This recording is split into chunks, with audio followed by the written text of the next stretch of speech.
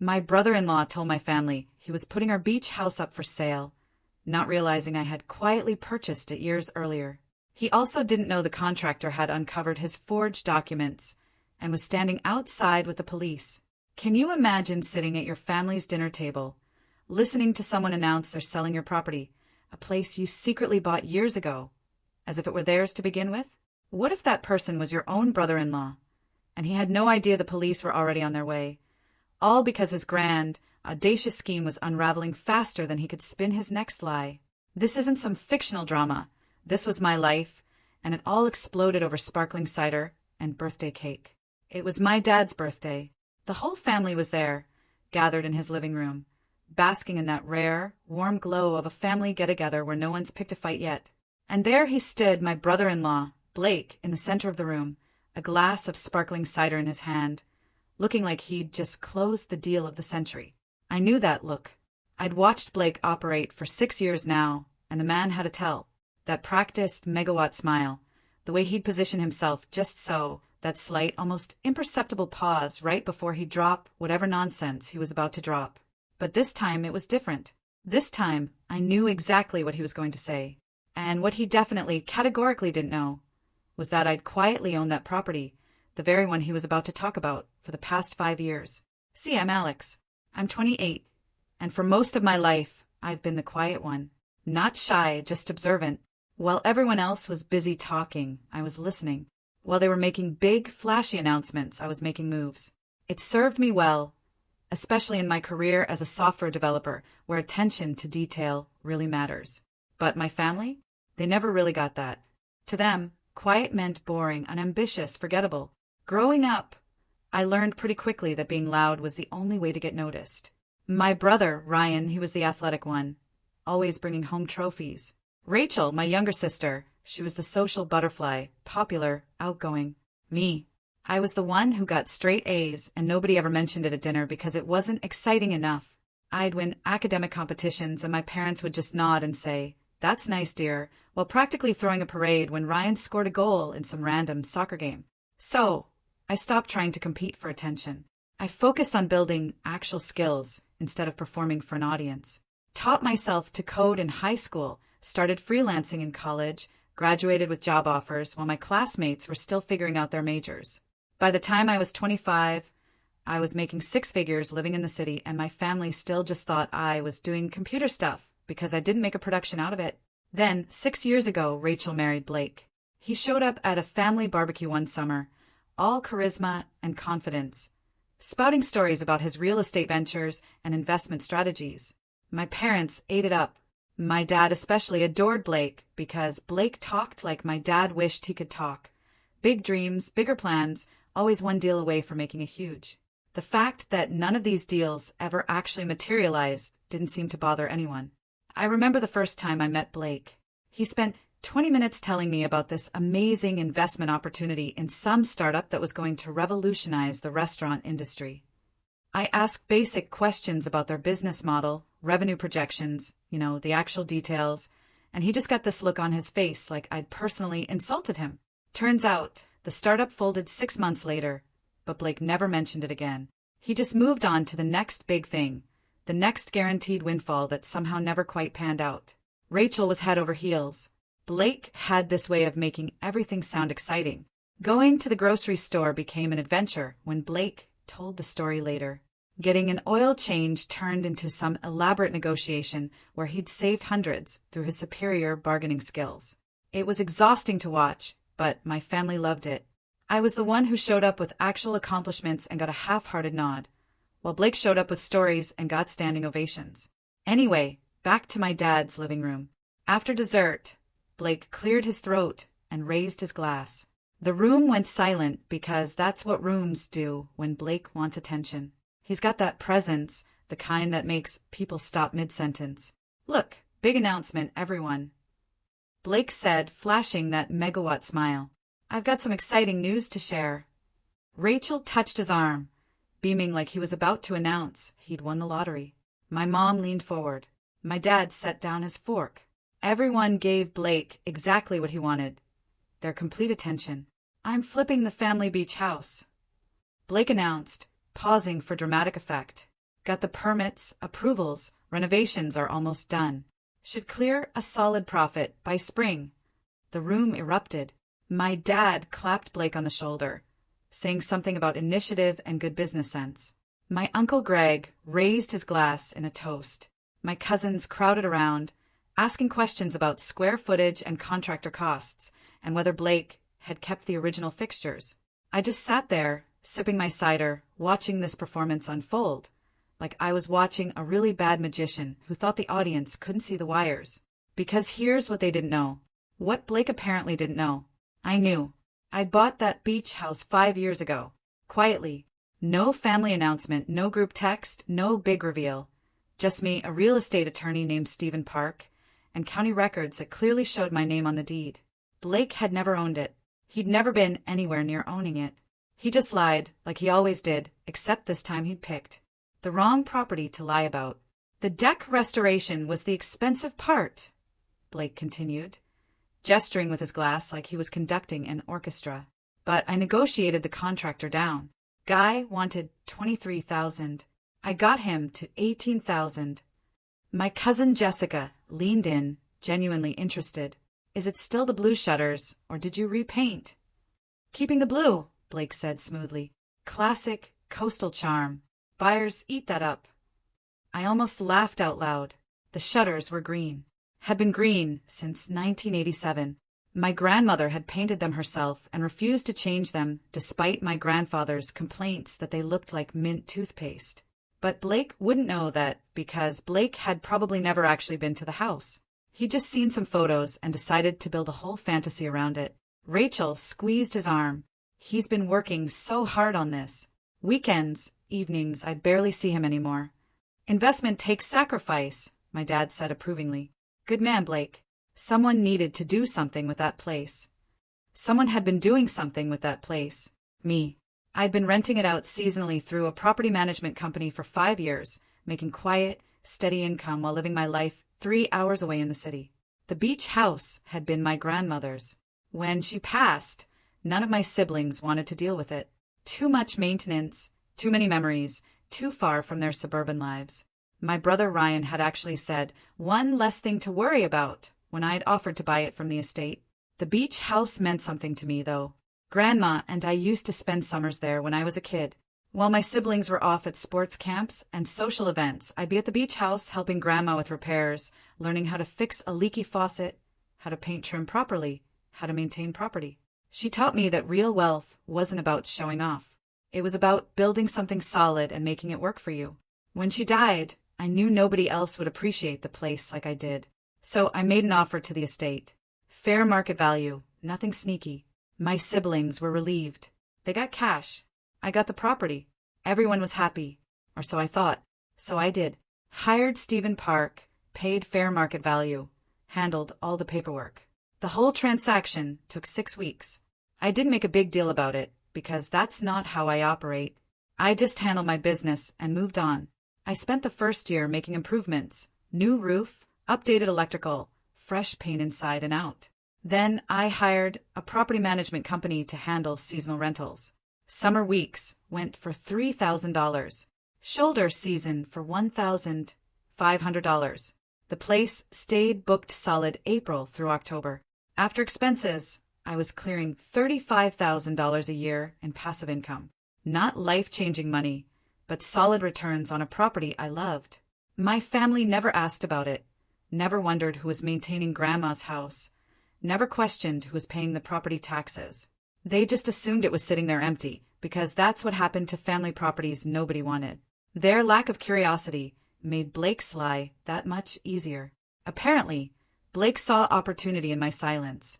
When do you list it? Uncle Greg was asking. March, Blake said confidently. Spring market is killer for beach properties. I'm thinking we list at $650,000. See what happens. Like he had partners, like he had any claim whatsoever to property that had my name stamped all over the legal documentation. My phone buzzed in my pocket. I pulled it out discreetly, glancing at the screen. Unknown number. The text read, Is this Alex Bennett, the owner of 847 Cabs Lane? I felt my stomach drop. This couldn't be good. I excused myself to the kitchen, moving away from Blake's performance in the living room. Yes, I typed back. Who's this? 3 dots appeared immediately. Tony Morales. We need to talk about Blake Foster. I stared at my phone, read the message 3 times, took a breath. What about him? He hired me to renovate your property. Said he owned it. I've been working for 3 weeks. He owes me $15,000 and now he won't return my calls. The kitchen suddenly felt very, very small. I could hear Blake in the next room, still holding court, still collecting congratulations like they were currency he could spend. And here I was, holding evidence that he'd just escalated from harmless lying to actual fraud. Are you at the property now? I typed. No, but I can meet you tomorrow morning. I'm in the city. Can you send me photos of the work and any contracts you signed? The 3 dots appeared and disappeared several times. He said this was his family's beach house, that he was handling the flip personally. Are you telling me he doesn't own it? He's never owned it. Send me everything you have. The photos started coming through. New deck railings half installed, bathroom fixtures ripped out, sitting in boxes, fresh drywall compound on the walls, work I hadn't authorized, changes I hadn't approved. Then came the contract. Blake's signature, my property address, and permit numbers I didn't recognize. I pulled up the county permit system on my phone, checked each number against the database. Nothing. The permits didn't exist. Blake had forged county documents. Mr. Morales, I typed carefully. I'm the legal owner. I have the deed and county records to prove it. Blake has defrauded you. I think you should contact the police. Are you serious? Completely. I'm sorry this happened to you. But I never authorized any renovations, never hired you, and never agreed to pay for anything. This is fraud. Jesus, do you have his address? I have the address where I'm supposed to send the invoice, someplace in Riverside County. That was where Blake and Rachel lived, 20 minutes from here. From this house, where Blake was currently lying to my entire family. Send me copies of everything, I wrote. Every text, every email, every photo. I'll forward it to my attorney and we'll figure out next steps. He said the permits were approved. He showed me paperwork. It was forged. There was a long pause. Then, I've been in construction for 12 years. I've seen some shady stuff. But this? Yeah. What do you want me to do? I thought about that. About Blake in the next room, accepting. Praise for a project that didn't exist. About Rachel, who had no idea she'd married a con artist. About my family, who'd always liked Blake more than they'd liked me because he was charming and I was quiet. For now, document everything, I typed. I'll call you tomorrow. We'll figure this out. Okay. I went back into the living room.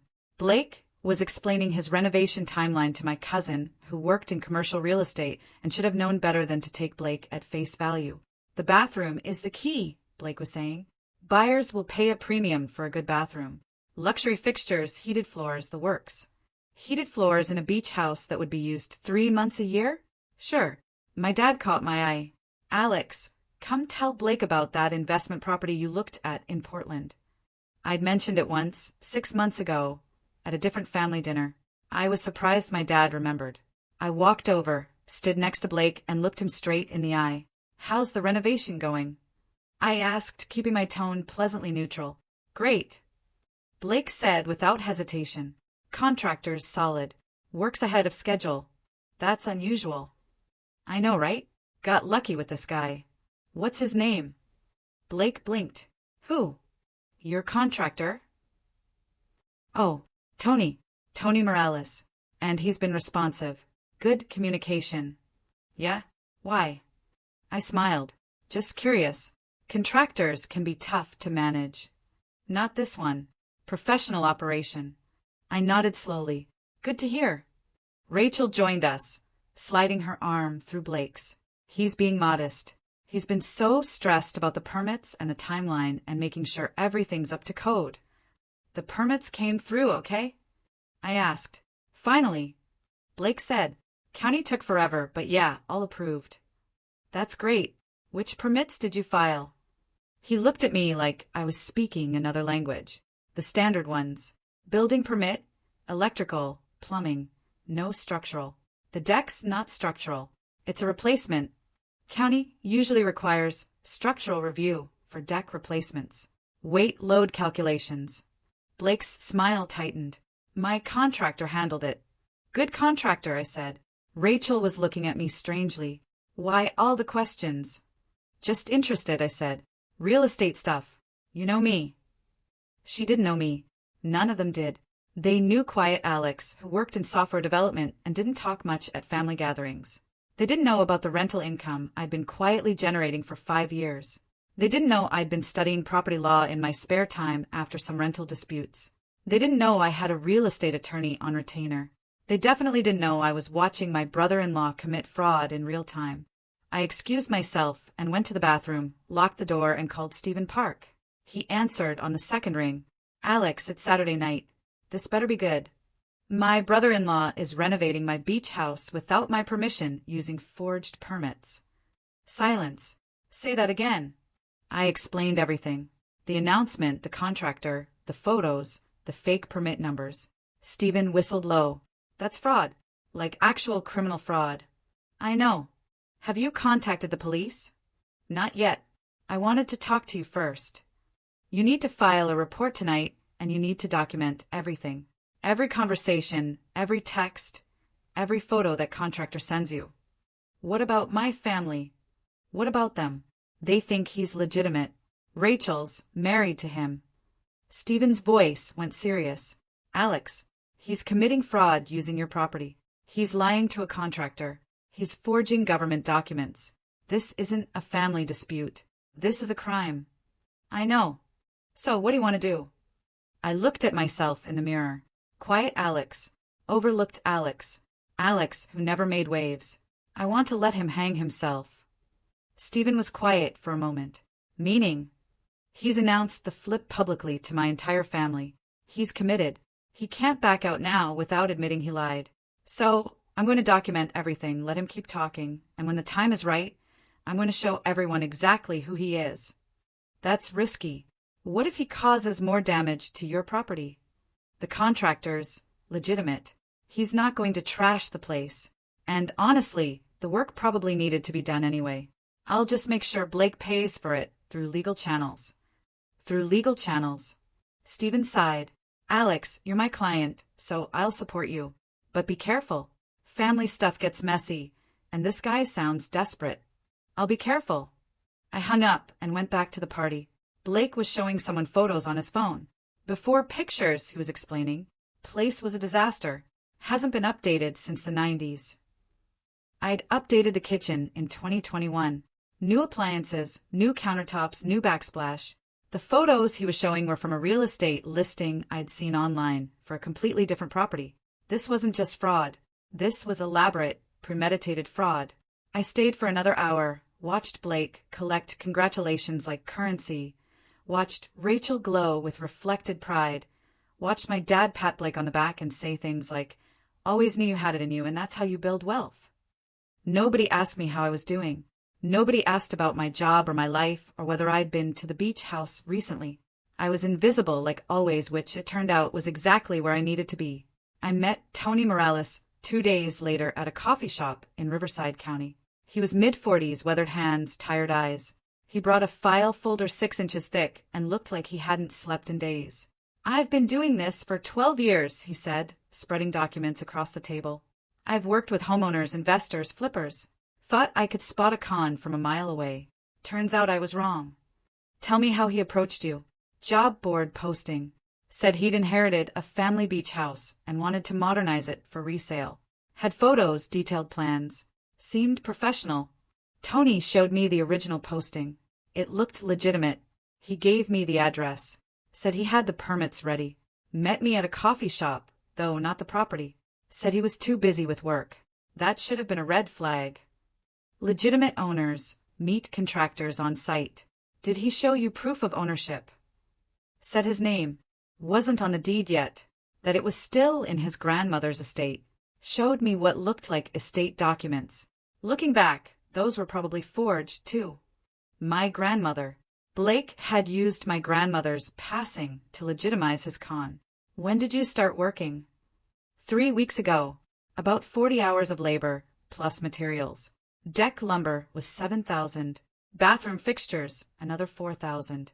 I'm into this for $15,000 already. I showed him my deed, county records, tax documents going back 5 years. This is the property, my name. I bought it from my grandmother's estate 5 years ago. Blake's never had any claim to this property. Tony stared at the screen. He said his grandmother just passed. Talked about how hard it was dealing with the estate. She died 6 years ago. Estate closed 5.5 years ago. Jesus. Do you have the permits he showed you? Tony pulled out photocopies. I opened my laptop, logged into the county permit system. Checked each number. These are fake, I said. These permit numbers don't exist in the county database. How did he forge them? Probably found a template online. Changed the numbers, printed them out. Most contractors don't verify every permit number unless they have reason to be suspicious. I verified the address, Tony said defensively. I verified the property exists. I didn't think to verify the permit numbers because why would someone go through all that trouble to fake them? Because he's desperate or compulsive or both. I pulled up more county records. Property tax payments, all current, all paid by me. Rental income documentation. 5 years of legitimate property management. I need to file a police report, Tony said. You should. I'm going to file one too. When? After I talk to my sister. Tony looked at me. She doesn't know? I don't think so. She seems genuinely happy for him. You're going to tell her her husband's a fraud. I'm going to show her the evidence and let her draw her own conclusions. Tony leaned back in his chair. You're a better man than me. I'd burn him down immediately. Oh, I'm going to burn him down, I said. I'm just going to do it thoroughly. That night I called Rachel. Hey, she sounded cheerful. What's up? Can we have coffee? Just you and me. Sure. Is everything okay? I need to talk to you about something. Pause. About Blake. Yeah.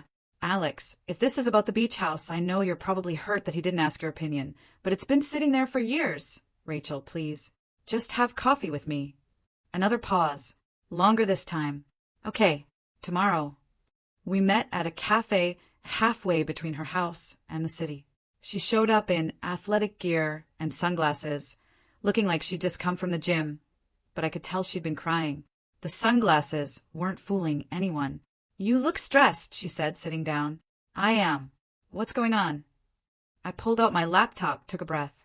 This was going to destroy her world, and I knew it, but she deserved the truth. I need to show you something. I showed her the deed, the county records, the tax payments, 5 years of rental income documentation, property management contracts, insurance policies, everything. She stared at the screen for a long time without saying anything. I watched her scroll through the documents, her expression changing from confusion to understanding to something that looked like grief. I don't understand, she finally said, her voice small. I bought it from Grandma's estate 5 years ago. I've been renting it out seasonally. It's been generating income, good income. But Blake lied. Her face went pale. No, he said the family was handling the estate transfer, that it was complicated, that he was helping coordinate everything. There was no transfer. I bought it outright in 2019. The estate closed 6 months later. Everything's been legally settled for years. I have all the paperwork, every tax payment, every rental contract. It's all documented. Then why would he? She stopped, looked at me. Oh God, the announcement at Dad's party. That wasn't real. None of it was real. I showed her the contractor's messages, the photos of work being done without my authorization, the forged permits. I explained how Blake had hired someone to renovate a property he didn't own using fake documentation, how that contractor was 3 weeks into the job and Blake owed him $15,000. Rachel's hands started shaking. This is a mistake. He probably just... Rachel, look at the permit numbers. I checked them in the county database. They don't exist. He created fake government documents. She looked. I pulled up the county permit system on my laptop, showed her how to search, showed her the permit numbers Blake had given Tony, then showed her the database results. No permits found. I watched her face change as reality settled in. The denial fading, the understanding creeping in, the devastation following close behind. "How long have you known?" she whispered. "Since Dad's birthday party. The contractor contacted me that night. And you didn't tell me? I wanted to have proof first. I wanted to make sure I wasn't wrong." "Are you wrong?" "No," she put her head in her hands. "Oh God, I'm sorry." "Don't apologize. You didn't do anything wrong." She looked up, eyes wet. "What are you going to do?" "I need to file a police report. The contractor's already talking to a detective. This is fraud, Rachel. It's a crime."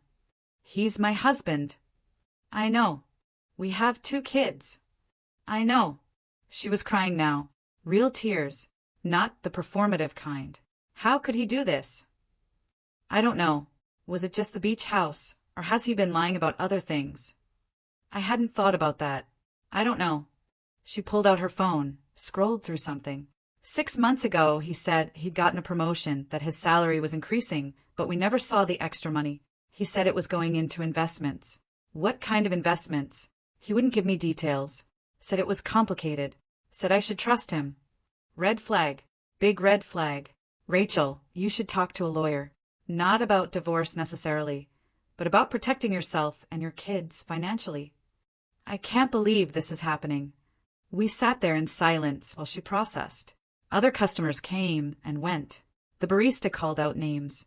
Life continued around us while my sister's world collapsed. "What happens next?" she finally asked. "I'm going to file a police report tonight. The detective will probably want to talk to Blake. The contractor will likely sue for payment. Can he go to jail?" "Possibly. Fraud, forgery, theft by deception. Depends on how the DA wants to charge it." She wiped her eyes. "Our kids." "I know. Everyone's going to find out." "Yeah. Dad's going to be devastated." "Dad believed Blake's lie. That's not on you." She looked at me, really looked at me. "Why didn't you say something at the party when he was lying to everyone?" "Because I needed to be sure, and because I wanted to give you a chance to hear it from me first." "Thank you. You're my sister." She started crying again. "I'm so sorry for all of it, for not asking about the house, for not checking with you, for just assuming. Don't. I should have. We all should have. We should have asked you what you'd done with Grandma's house, who'd been maintaining it, who'd been paying the taxes. We should have paid attention. But they didn't, because Blake was charming and confident and knew exactly what to say, and I was just Alex. I filed the police report that night. Detective Karen Mills from the Property Fraud Division called me the next morning. "Mr. Bennett, I've reviewed your report and the documentation you provided. This is pretty clear-cut fraud. I'm going to need to interview Mr. Foster. He doesn't know I reported it yet." "That's probably better. Can you come down to the station this afternoon? I want to get your full statement on record." I spent 2 hours at the Riverside County Sheriff's Station going through everything. Detective Mills was thorough, mid-50s, 22 years on the force, patient and methodical.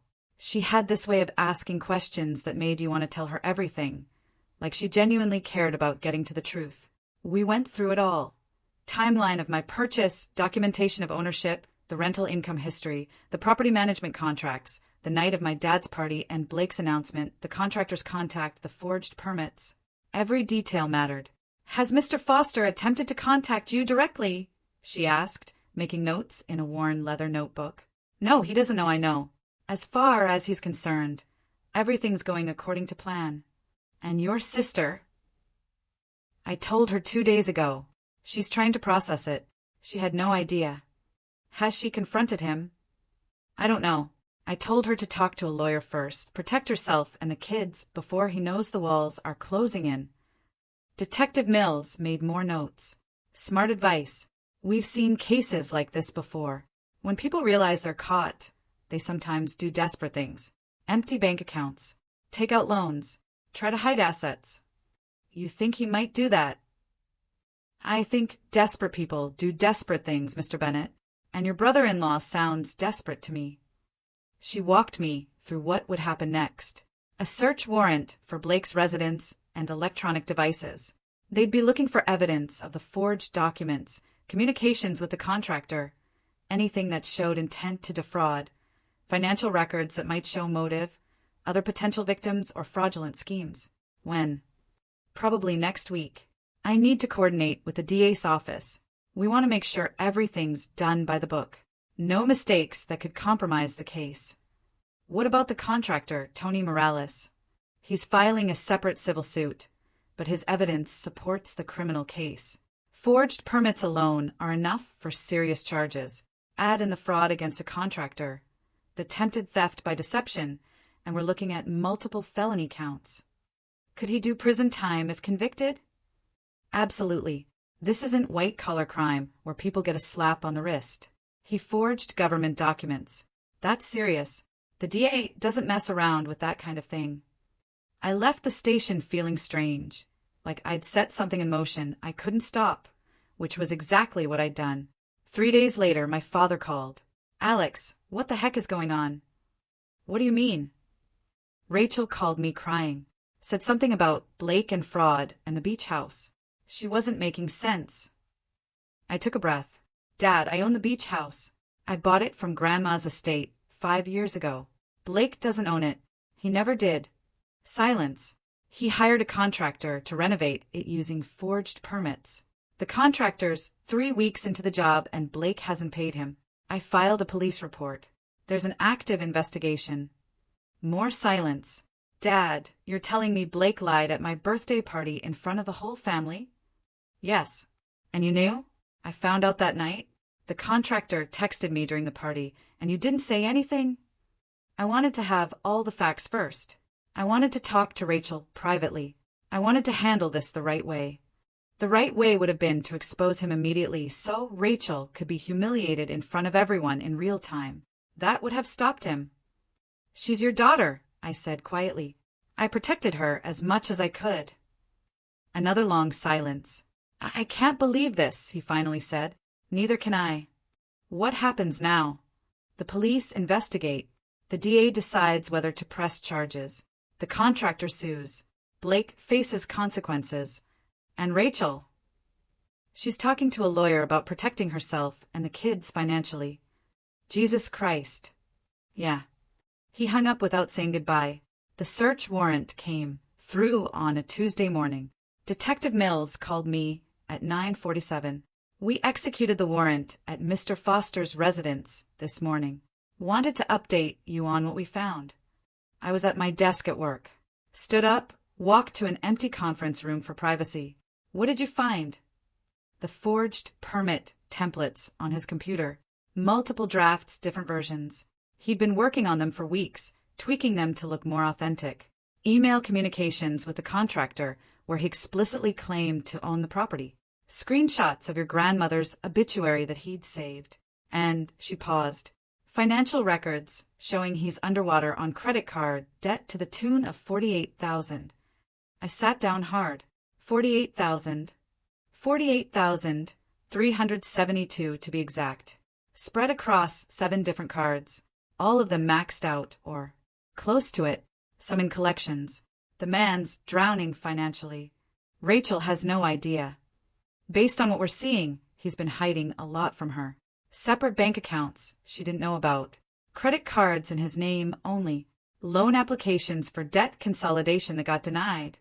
He was desperate. Probably thought flipping the house would solve his money problems. Pay off the cards, maybe pocket some extra cash. Except he doesn't own it, which is why it's fraud and not just bad business. Is he under arrest? Not yet. We're building the case for the DA, but it's coming. Mr. Bennett, this is solid. Multiple felony counts. The evidence is overwhelming. The DA is reviewing the case now, probably by end of week. They want to make sure we have everything before we move. No chance of him walking on a technicality. Detective Mills paused. I could hear papers shuffling on her end. There's something else you should know. My stomach dropped. What?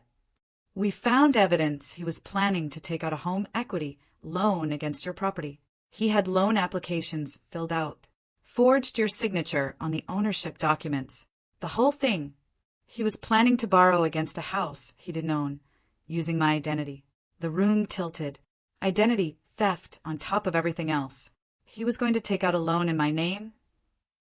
The applications show his name as the borrower, but he'd forged documents showing joint ownership.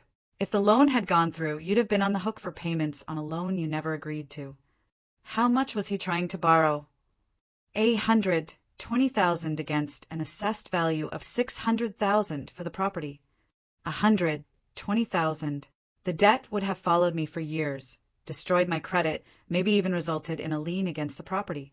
That's why we're taking this so seriously, Detective Mills continued. This wasn't just opportunistic fraud. This was calculated, premeditated, multi-layered fraud. He'd been planning this for months. Rachel called me that night. They searched my house today. Her voice was flat, dead. I know. Detective Mills told me. Blake had a whole folder on his computer. Plans, budgets, loan applications, all for your house. I'm sorry. Don't be. You didn't do this. He did. She paused. The detective showed me the credit card statements. $48,000. I had no idea. I thought we were fine. I thought we were saving for the kids' college. What are you going to do? I already filed for legal separation. My lawyer says I need to protect myself and the kids from his debts. That's smart. Smart. She laughed bitterly. I married a con artist and didn't notice for 6 years. How is that smart? You're not responsible for his lies. Everyone thinks I knew. Dad, Mom, Uncle Greg, they all think I was in on it. Then they're idiots. She laughed again, this time genuine. Thanks. Do you need anything? No. I just wanted you to know I'm handling it. I'm not going to fall apart. I know you won't. And Alex. Yeah. I'm sorry. For not asking about the house. For not paying attention. For letting Blake make you invisible. My throat tightened. You didn't. I did. We all did. And I'm sorry. The arrest came on Friday. Detective Mills called me at 2:13 in the afternoon. Blake Foster is in custody. Multiple counts of fraud, forgery, attempted theft. DA's office is pretty confident about prosecution. Bail set at $50,000. His lawyers arguing for reduction. I thought about the credit card debt, the lies, the desperate plan to steal my house. He won't make bail. Probably not. The hearing was 3 weeks later.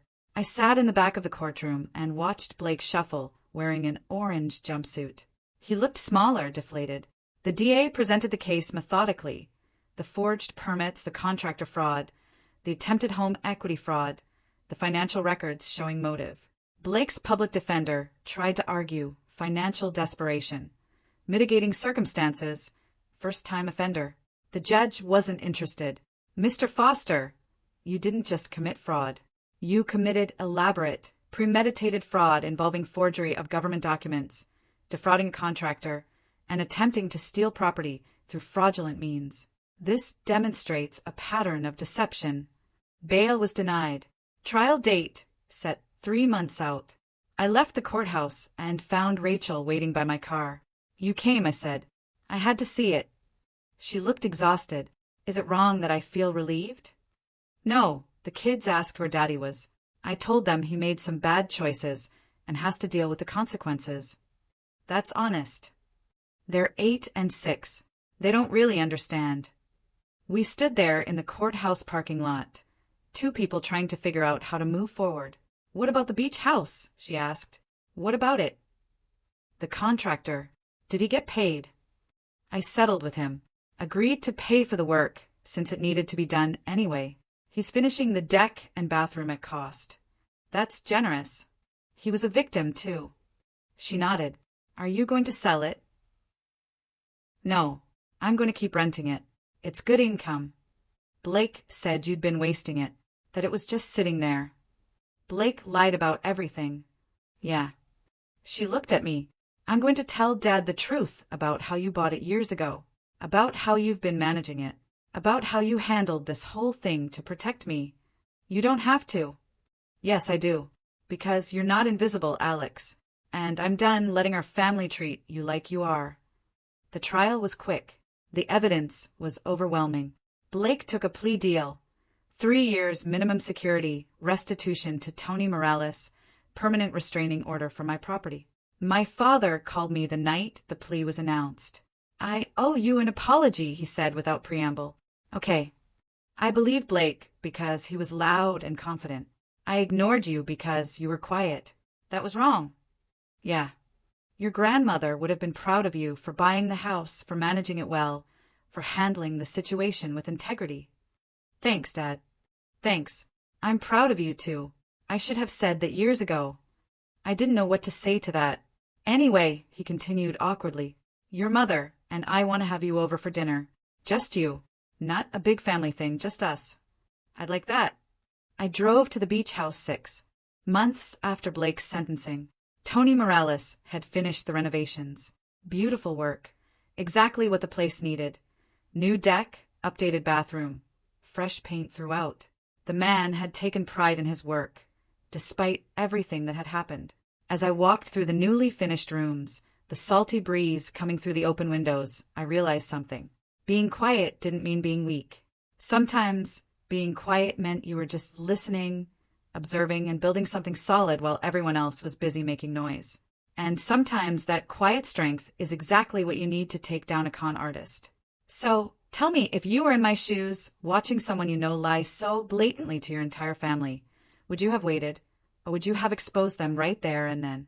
I really want to know what you think.